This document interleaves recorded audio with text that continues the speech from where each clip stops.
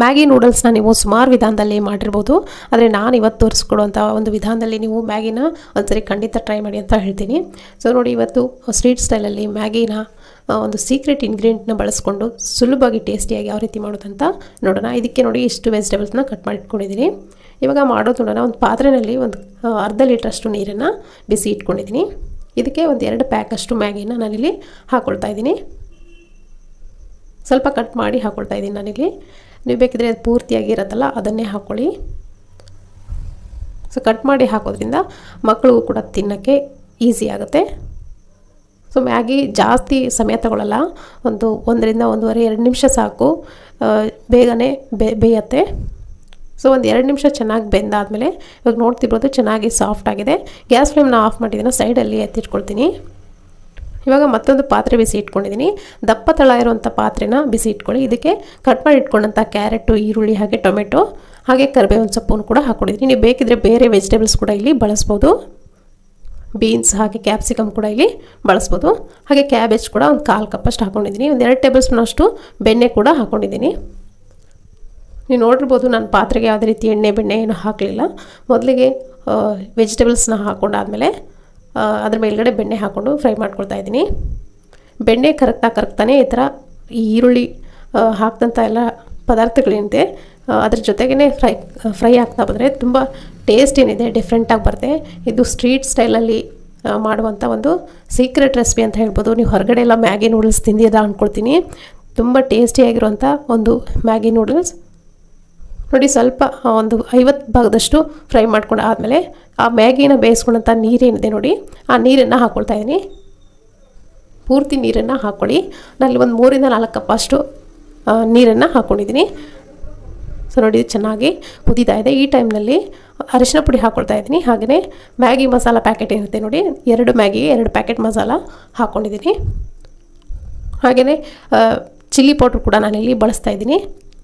ನೀವು ಮಕ್ಳಿಗೆ ಮಾಡ್ಕೊಡೋದಾದರೆ chilli powder ಏನಿದೆ ಸ್ಕಿಪ್ ಮಾಡ್ಬೋದು. ಹಾಗೆ ಪೆಪ್ಪರ್ ಪೌಡ್ರ್ ಕೂಡ 1 ಟೀ ಸ್ಪೂನಷ್ಟು ಹಾಕ್ಕೊಂಡಿದ್ದೀನಿ. ಪೆಪ್ಪರ್ ಪೌಡ್ರ್ ಹಾಕಲೇಬೇಕಾಗತ್ತೆ, ತುಂಬ ಚೆನ್ನಾಗಿ ಟೇಸ್ಟ್ ಹಾಗೆ ಫ್ಲೇವರ್ ಕೊಡುತ್ತೆ. ನೋಡಿ, ಈ ಮ್ಯಾಗಿ ಮಸಾಲೆ ಏನು ಹಾಕ್ಕೊಂಡಿದ್ದೀನಿ ನೋಡಿ, ನೀರು ಜೊತೆ ಚೆನ್ನಾಗಿ ಮಿಕ್ಸ್ ಆಗಿ ಬಾಯ್ಲ್ ಆಗಬೇಕು.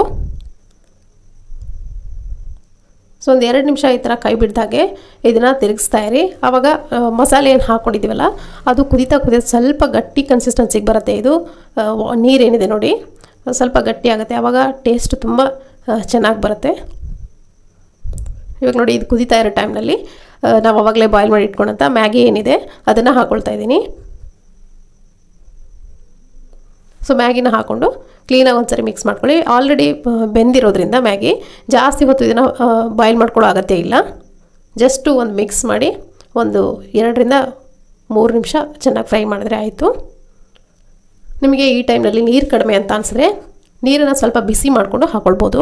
ತಣ್ಣೀರನ್ನ ಹಾಕ್ಲಿಕ್ಕೆ ಹೋಗ್ಬೇಡಿ, ಸ್ವಲ್ಪ ಬಿಸಿ ಮಾಡಿಕೊಂಡು ನೀರನ್ನು ಹಾಕ್ಕೊಂಡು ಕ್ಲೀನಾಗಿ ಮಿಕ್ಸ್ ಮಾಡಿಕೊಂಡು ಒಂದು ಕುದಿ ಬಂದರೆ ಸಾಕು. ನಿಮಗೆ ಈ ರುಚಿಯಾದಂಥ ಸ್ಟ್ರೀಟ್ ಸ್ಟೈಲಲ್ಲಿ ಮಾಡುವಂಥ ಮ್ಯಾಗಿ ರೆಡಿಯಾಗಿದೆ.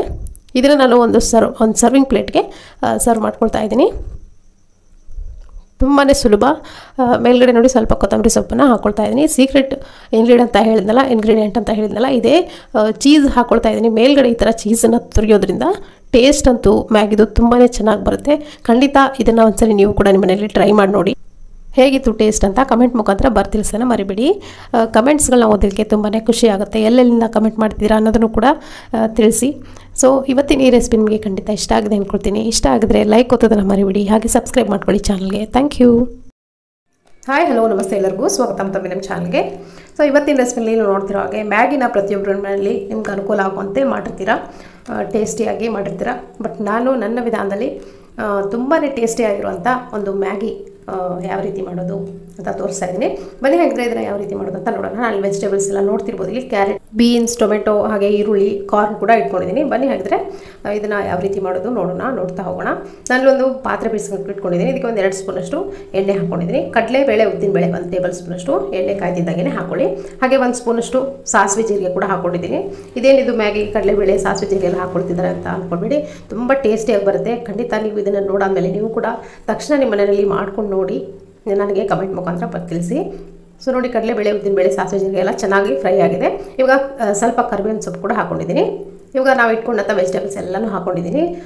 ಈರುಳ್ಳಿ, ಕಾರ್ನ್, ಕ್ಯಾರೆಟ್, ಬೀನ್ಸ್ ಹಾಗೆ ಟೊಮೆಟೊ ನಾನು ಕೊನೆಗೆ ಹಾಕ್ತೀನಿ.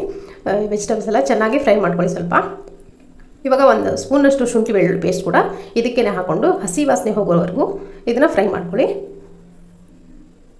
ಸೊ ಚೆನ್ನಾಗಿ ಹಸಿ ವಾಸನೆ ಹೋಗಾದಮೇಲೆ ಇದಕ್ಕೆ ನಾನು ಅರಿಶಿನ ಪುಡಿ ಹಾಕ್ಕೊಳ್ತಾ ಇದ್ದೀನಿ. 1 ಟೀ ಸ್ಪೂನ್ ಆಗುವಷ್ಟು ಅರಿಶಿನ ಪುಡಿ ಹಾಕ್ಕೊಂಡು ಅದನ್ನು ಕೂಡ ಸ್ವಲ್ಪ ಹೊತ್ತು ಫ್ರೈ ಮಾಡ್ಕೊಳ್ಳಿ. ಈ ಸ್ಟೆಪ್ ಏನಿದೆ ತುಂಬಾ ಟೇಸ್ಟಿಯಾಗಿರುವಂಥ ಒಂದು ವಿಧಾನ ಅಂತ ಹೇಳ್ಬೋದು. ಇವಾಗ ನೋಡಿ, ನಾನಿಲ್ಲಿ ಮ್ಯಾಗಿನಲ್ಲಿ ಎರಡು ಪ್ಯಾಕೆಟ್ ಮ್ಯಾಗಿ ಮಾಡ್ತಿರೋದ್ರೆ 2 ಪ್ಯಾಕೆಟು ಮಸಾಲೆ ಕೂಡ ಇಲ್ಲಿ ಹಾಕ್ಕೊಂಡಿದ್ದೀನಿ.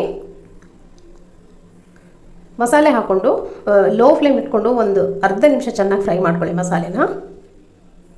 ಚೆನ್ನಾಗಿ ಫ್ರೈ ಆದಮೇಲೆ ನಲ್ಲಿ ಒಂದು 3 ರಿಂದ 4 ಕಪ್ ಆಗುವಷ್ಟು ನೀರನ್ನು ಹಾಕ್ಕೊಳ್ತೀನಿ. ಸೊ 4 ಕಪ್ ಆಗುವಷ್ಟು ನೀರನ್ನು ಹಾಕ್ಕೊಂಡಿದ್ದೀನಿ. ನೀರನ್ನು ಒಂದು ಕುದಿ ಬರಕ್ಕೆ ಬಿಡಿ.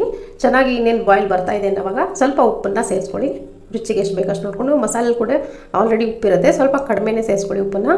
ಒಂದ್ಸರಿ ಮಿಕ್ಸ್ ಮಾಡ್ಕೊಂಡಾದ್ಮೇಲೆ ನಾನಿಲ್ಲಿ ಮ್ಯಾಗಿ ಹಾಕ್ಕೊಳ್ತಾ ಇದ್ದೀನಿ. ಸೊ ಆವಾಗಲೇ ಹೇಳಿದಾಗೆ 2 ಪ್ಯಾಕೆಟ್ ಅಷ್ಟು ಮ್ಯಾಗಿನ ನಾನು ಇಲ್ಲಿ ಬಳಸ್ತಾ ಇದ್ದೀನಿ. ಇದನ್ನು ಹಾಕ್ಕೊಂಡು ಒಂದ್ಸರಿ ಕ್ಲೀನಾಗಿ ಮಿಕ್ಸ್ ಮಾಡ್ಕೊಂಡು, ನೀರು ಕಡಿಮೆ ಅನಿಸಿದ್ರೆ ಸ್ವಲ್ಪ ನೀವು ನೀರನ್ನು ಜಾಸ್ತಿ ಮಾಡ್ಕೊಳ್ಬೋದು. ಸೊ ನಾನು ಇಲ್ಲಿ ಕರೆಕ್ಟಾಗಿದೆ ಅಂತ ಅನಿಸಿದೆ, ನಾನು ನೀರನ್ನು ಹಾಕ್ಕೊಳ್ತಾ ಇಲ್ಲಿ. ಮುಚ್ಚಳ ಮುಚ್ಚಿ ಒಂದು 2 ನಿಮಿಷ ಬಿಟ್ಟರೆ ಸಾಕು, ನಿಮಗೆ ಸೂಪರ್ ಟೇಸ್ಟಿಯಾಗಿರುವಂಥ ಮ್ಯಾಗಿ ರೆಡಿಯಾಗಿರುತ್ತೆ. ಸ್ವಲ್ಪ ಗ್ರೇವಿ ಥರ ಇರುವಂಥ ಮ್ಯಾಗಿ ತುಂಬ ಟೇಸ್ಟಿಯಾಗಿರುತ್ತೆ. ಇಷ್ಟೇ ಕನ್ಸಿಸ್ಟೆನ್ಸಿಲಿ ಮಾಡ್ಕೊಳ್ಳಿ, ತುಂಬ ಟೇಸ್ಟಿಯಾಗಿರುತ್ತೆ. ಜಾಸ್ತಿ ನೀರನ್ನು ಹಾಕ್ಲಿಕ್ಕೆ ಹೋಗ್ಬಿಡಿ. ಖಂಡಿತ ಈ ರೆಸಿಪಿ ನಿಮಗೆ ಇಷ್ಟ ಆಗಿದೆ ಅಂದ್ಕೊಳ್ತೀನಿ. ಇಷ್ಟ ಆಗಿದ್ರೆ ಒಂದು ಲೈಕ್ ಒತ್ತೋದನ್ನು ಮರಿಬೇಡಿ. ಹಾಗೆ ನಮ್ಮ ಚಾನಲ್ಗೆ ಯಾರು ಸಬ್ಸ್ಕ್ರೈಬ್ ಆಗಿಲ್ವೋ ದಯವಿಟ್ಟು ಸಬ್ಸ್ಕ್ರೈಬ್ ಆಗಿ. Thank you.